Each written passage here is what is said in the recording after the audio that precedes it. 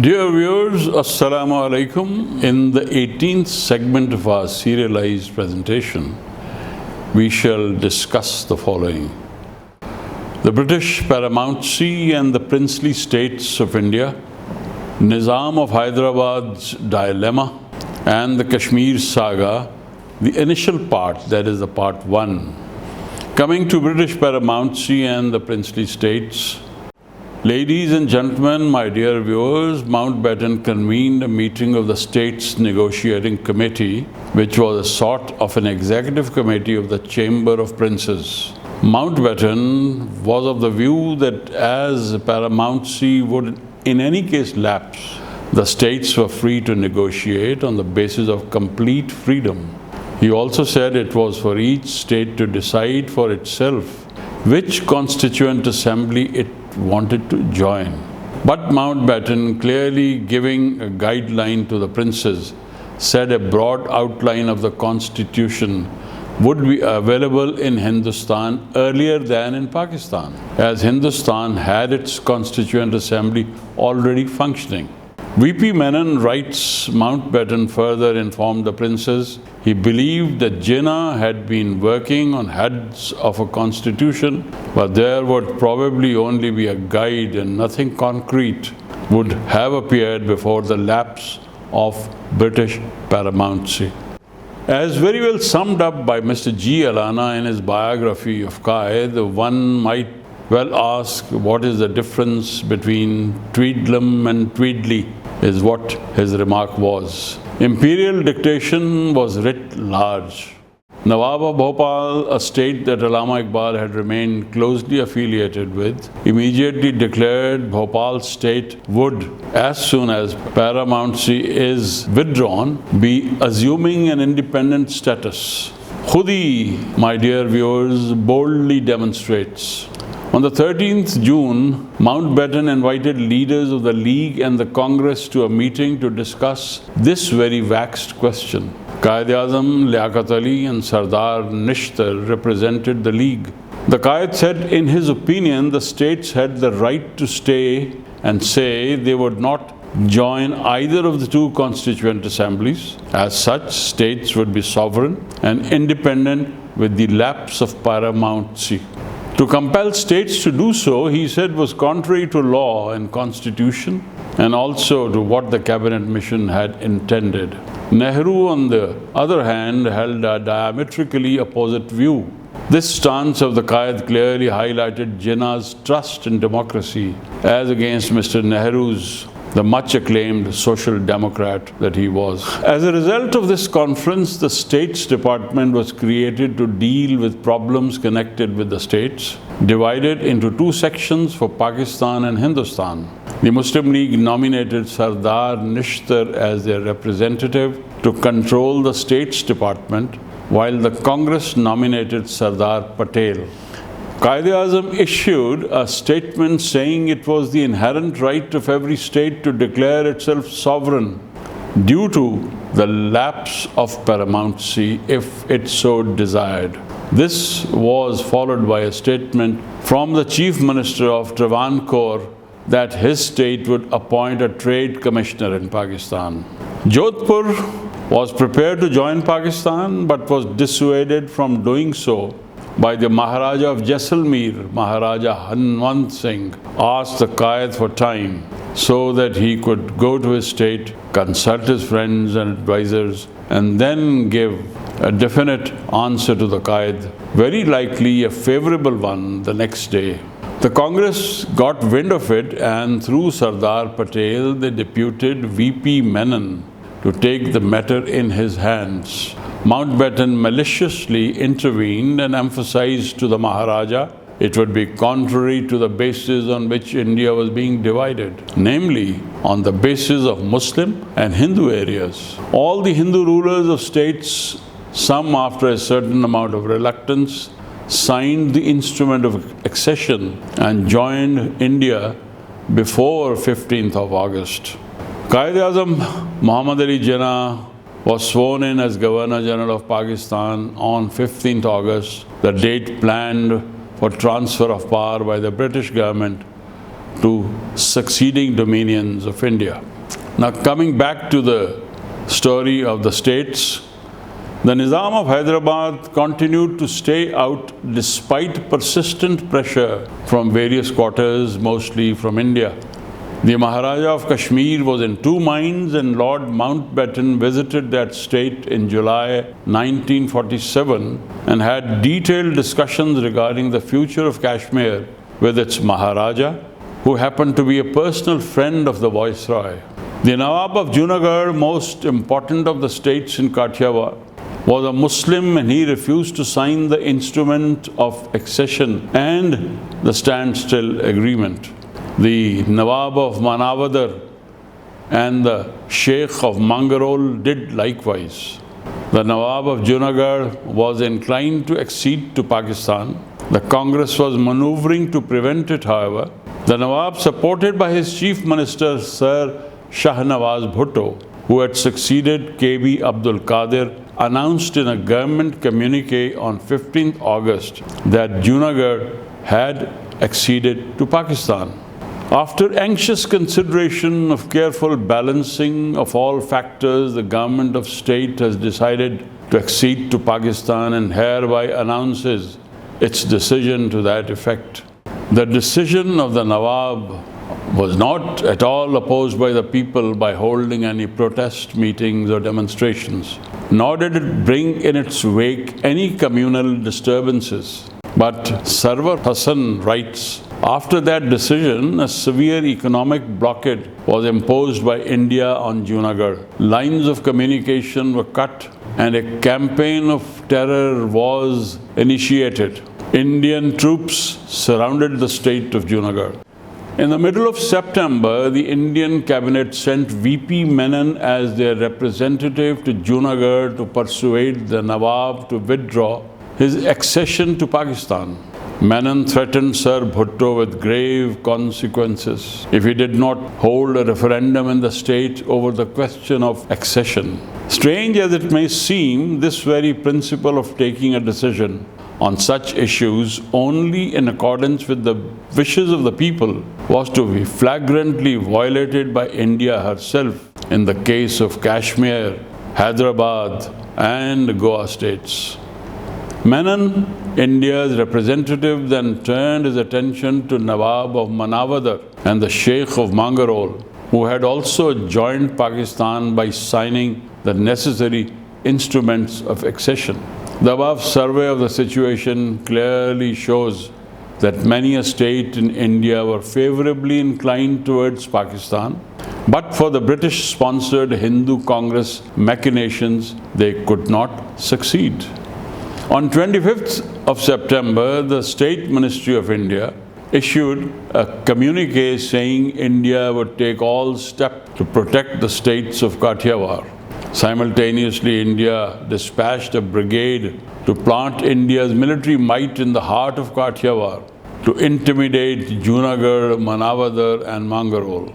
The Indian Army under Brigadier Gurdial Singh was supplemented by armed forces of Nawanagar, Bhavnagar and Porbandar.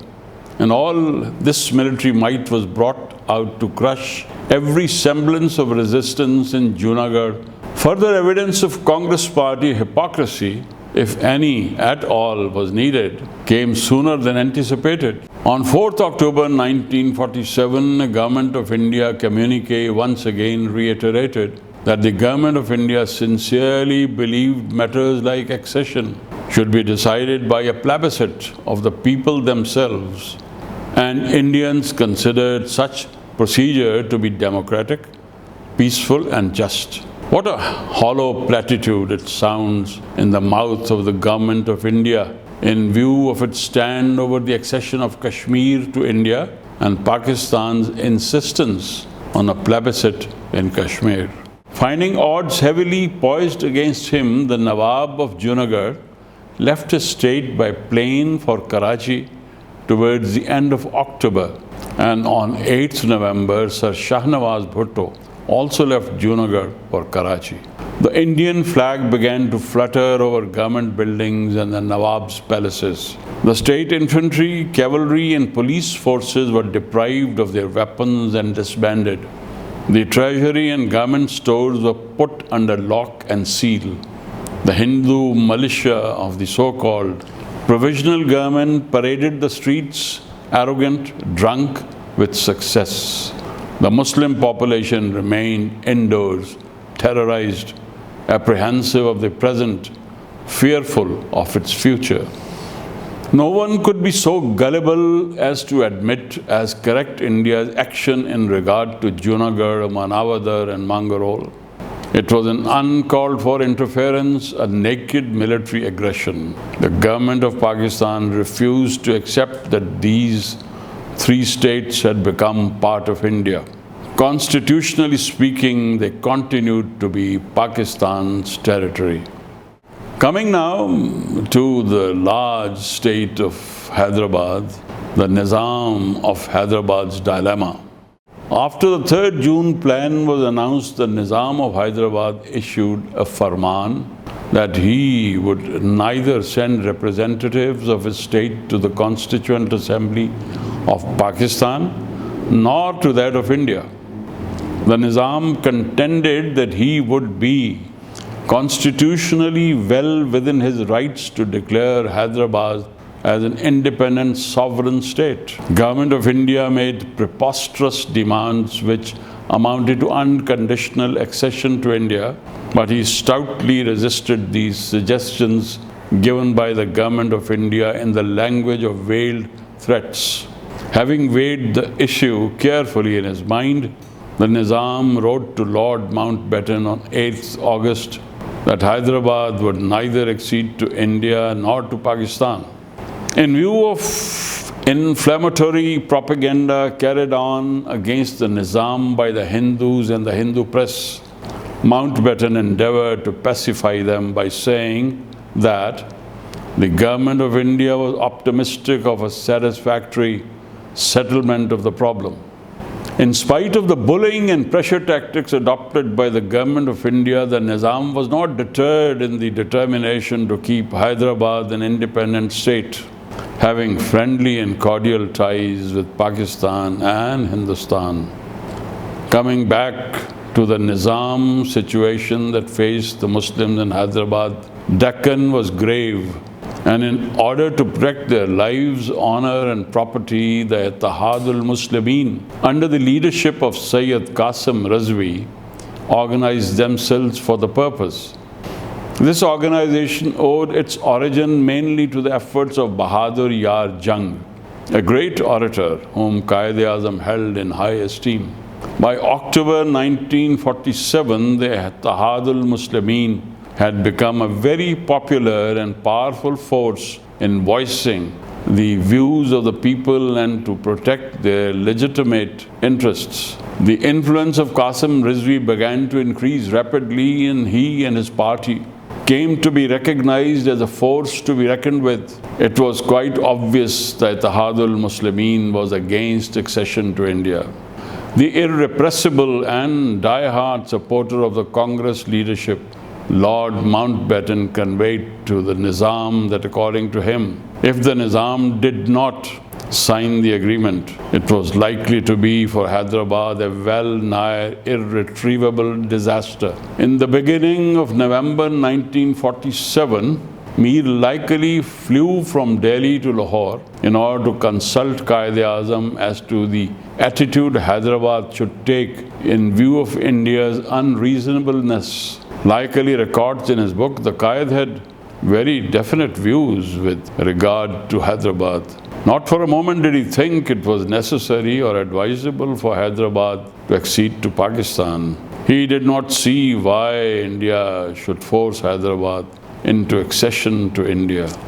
The realistic statesman that Quaid was, he fully appreciated how important and necessary it was for Hyderabad and India to establish good relations early, and strongly advised that not only a proper standstill agreement should be concluded soon, but every attempt should be made to work it smoothly. He concluded by saying he would do everything in his power to help Hyderabad in building up honorable and lasting relations with India and securing a dignified political position for itself. In the meantime, depredations of Indians into Hyderabad state continued unabated, and looting and arson of Muslim property became the order of the day in those areas near the Indian border where Muslims were in a minority. The Nizam was compelled under the force of circumstances to sign an interim standstill agreement on 29th November with India, which was to be in force only for 1 year from that day onwards. Laik Ali flew to Karachi to discuss matters personally with Quaid-e-Azam. He needed sound constitutional, legal and political advice. And the Quaid was so much interested in developments in Hyderabad, a stronghold of Muslims in the south. When he explained to Quaid-e-Azam Hyderabad's difficulties with India over the securities advance to Pakistan, he, that is Quaid-e-Azam, unhesitatingly said that anything could be done to bring about a better understanding and build up a lasting and satisfactory relationship between India and Pakistan. He would be only too glad to undertake. Quaid said no consideration whatsoever would be allowed to jeopardize the interests of Hyderabad. This assurance was given despite the precarious economic situation of Pakistan itself. This magnanimous gesture of Quaid-e-Azam surprised Mir Laik Ali, who records in his book, "Imagine a new country with even the elementary administrative organization still in the making, so greatly in need of finance even for its most immediate needs, should have so readily and willingly agreed to make such a sacrifice to help Hyderabad." Here was, my dear viewers, Islamic fraternal feeling at its altruistic pinnacle. And dear viewers, this was the stance that only a true visionary Muslim would invariably take. It was vintage Jinnah. On June 17th, 1948, Nehru told a press conference that India would not tolerate any protracted negotiations. There was no doubt now about India's military designs against Hyderabad. It was only a matter of time. On 21st June, Mountbatten left the shores of India to be succeeded by Rajgopalachari as the Governor General of India. On 9th September, India committed naked and unabashed armed aggression when its troops marched into Hyderabad to conquer that state, much to the shock of Muslims in Pakistan in particular and to the world in general. The conquering Indian army was commanded by Major General J.N. Chaudhary, the offensive being termed by Indian Army headquarters as Operation Polo. Hyderabad defenses collapsed without much resistance and all opposition ceased, leaving over 1,000 soldiers and civilians dead within a short period of time. Major General Chaudhary was appointed military governor of Hyderabad state, and the Indian flag arrogantly proclaimed its suzerainty. The attitude of the Hindus was naturally one of exaltation. The Kashmir saga, my dear viewers, it's a long story, so we shall confine in this segment to part 1. The story of Kashmir state since the day the 3rd June plan was announced forms an important and vital chapter in understanding causes that gave rise to estrangement between the two dominions, that is Pakistan and India, ever since their birth. With the death of Ranjit Singh started the beginning of the decadence and decline of the Sikh dynasty of Lahore, and towards the middle of the 19th century it stood in mortal fear of the rising power of the British in India. The British sold the valleys of Jammu and Kashmir to a Dogra ruler, Gulab Singh, for a paltry sum of 75 lakhs in the year 1846. With the advent of Gulab Singh on the scene commences the history of Jammu and Kashmir, as an Indian state under the British sovereignty. In 1925, Maharaja Hari Singh ascended the Gaddi of that state, and he was a ruler of Kashmir when the 3rd June plan became operative, under which a decision could be taken whether Kashmir was to accede to Pakistan or to Hindustan. Sheikh Abdullah, a local political leader, broke away from the Muslim Conference and started a rival organization, All Jammu and Kashmir National Conference, he called it. In the course of time, the Muslim Conference allied itself with the Muslim League, while the National Conference became a branch of the All India Congress. Quaid Azam visited Kashmir in 1943 and presided over the annual session of the Muslim Conference in order to lend prestige to the Muslim Conference and to add to its popularity. About 2 weeks after partition, Mountbatten was on a visit to Kashmir to discuss with the Maharaja the question of accession of Kashmir, and he told the Maharaja, in view of the composition of the population, it was particularly important to ascertain the wishes of the people. But the Maharaja continued to be undecided. Hari Singh was a Maharaja, and he believed he had the divine right to take all decisions on behalf of his people, whether they liked them or they did not like them. The day for the transfer of power was in sight, and shortly before that day, Kashmir informed Pakistan and India it was ready to sign a standstill agreement with both the dominions. India did not relish the idea of Kashmir signing an agreement with Pakistan, and therefore the government of India took no immediate decision. Quaid Azam, however, made an immediate decision, and Pakistan signed with the Maharaja the standstill agreement on its presentation. The hidden hand of India was, however, busy, and it was helped by the state's new Prime Minister, Meher Chand Mahajan, who had pro-Indian sympathies and leanings. The Maharaja too was leaning heavily towards India. It was obvious to the people of Pakistan that the unholy conspiracy between the Maharaja of Kashmir and the government of India, headed by a Pandit from Kashmir, may result in the state surrendering itself to India. Punch was a principality of the state of Kashmir. While its Raja was a Hindu, its population was overwhelmingly Muslim. Kashmir let loose a reign of terror and oppression, and the brave Punchis fought for their inalienable rights. Kashmir troops marched in their thousands into Punch, and most of them, being Muslims, deserted and joined hands with the Punchis. The government of Kashmir was out to exterminate Muslims in the state, and with this end in view, from August 1947, started a systematic persecution of Muslims in the state under the help and direction of India. About 7,000 odd muzzle-loader rifles were distributed by the state authorities among the Hindus.